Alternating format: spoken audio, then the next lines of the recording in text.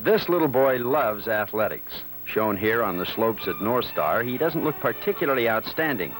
But consider this, these films were taken on the occasion of his second attempt at skiing. Bryan Allen DeBlonk of Fair Oaks will be 5 years old on April 4th. At 3 feet 8 inches tall and 40 pounds, Bryan is not one of the biggest athletes in Northern California, nor is he one of the best yet. But for his size and age, he does pretty well. In the next couple of minutes, you'll see Bryan skiing, driving a golf ball off the tee, throwing and catching a baseball, taking a turn at bat, and his specialty, dribbling a regulation-size basketball. Bryan learned to walk at about a year. Nothing unusual about that, but his father, Bill, noticed that he seemed very well coordinated for his age.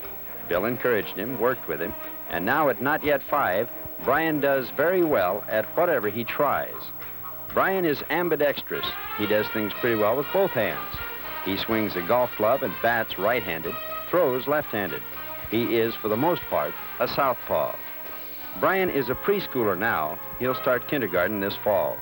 He can count to 50 or 60, recite most of the alphabet, but can't read yet. In spite of his limited education, he can recite the name and number of almost every player on the roster of the Oakland A's. His hero, Campy Campaneris.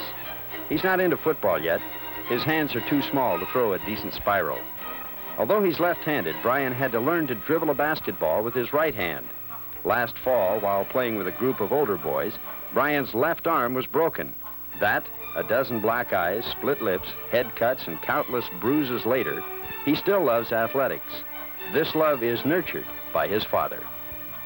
I pitch to him a lot. And when I come home from work, I play a little bit of basketball with him. He drives my wife wild by dribbling in the family room for hours.